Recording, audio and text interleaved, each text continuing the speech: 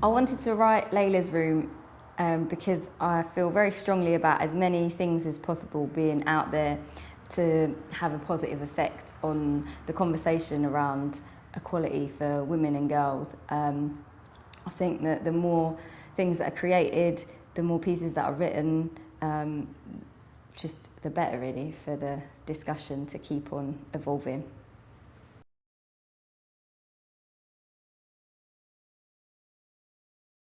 With Layla's Room, I'd like to change people's minds who think that equality for girls in particular in this country is not a problem, because they are mistaken, and it is. And for those who are already conscious of that, I'd like them to feel inspired and motivated to keep on challenging the barriers that have been placed in front of the many opportunities that they are finding difficult to access, and to just keep on fighting a good fight.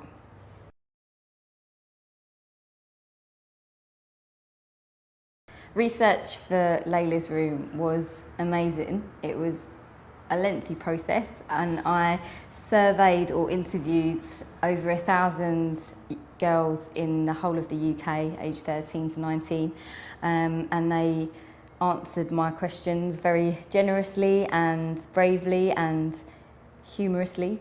And really, from the conversations I had with them and the answers they gave me to a variety of my questions, that formed the basis of the research for what teenage girls' lives are like in the UK today, which then fed into Layla's Room.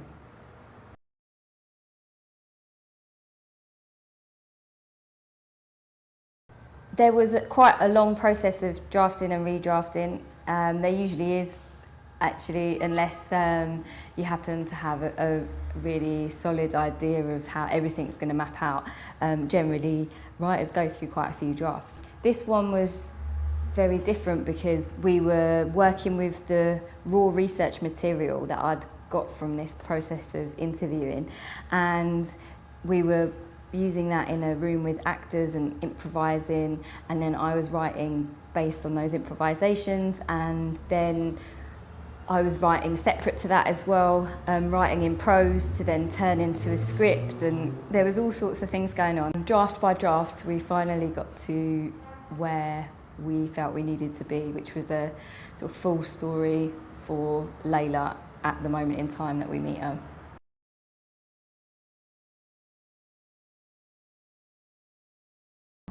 There's poetry in script, because most of my scripts always have poetry in them, because that's how I find it easiest and most enjoyable to write. Although there are quite distinct sections of the script where it's obvious that it's poetry, it goes into a slightly more heightened and metaphorical and unusual way of speaking. It's definitely not how you speak in an everyday situation. Those exist. But the entire script is in a form of poetry because it's got a very particular rhythm to it, and there's a lot of internal rhyming throughout. So yeah, poetry is present, and Layla herself writes poetry, so a lot of what she says can be quite poetic as well.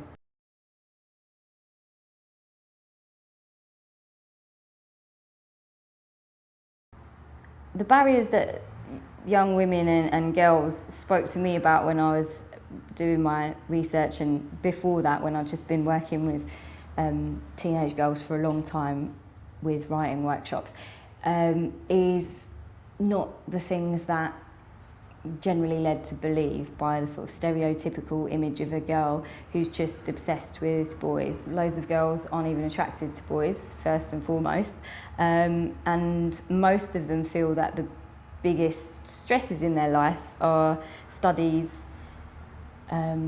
school in general, and then body image.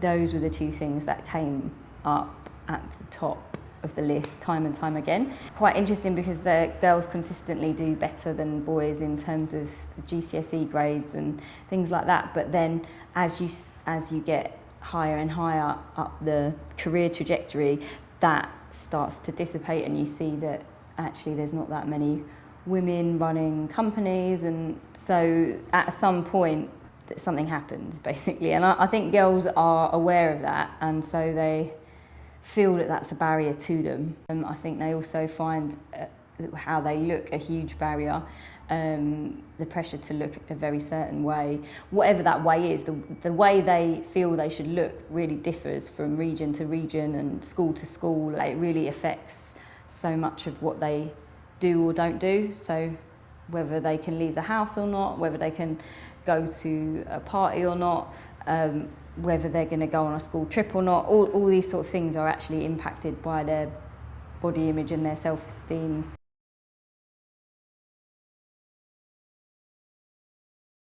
Yeah, I became a writer I was always a writer.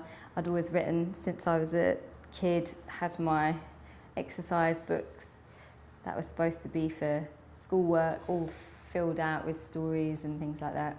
I went to university and did English literature and classics degree, and then I did a degree in politics, so I went to work for the government, and then that didn't really work out, and loads of other things didn't work out, so I went back to what I originally had always wanted to do, but just never thought it was a realistic option as a career.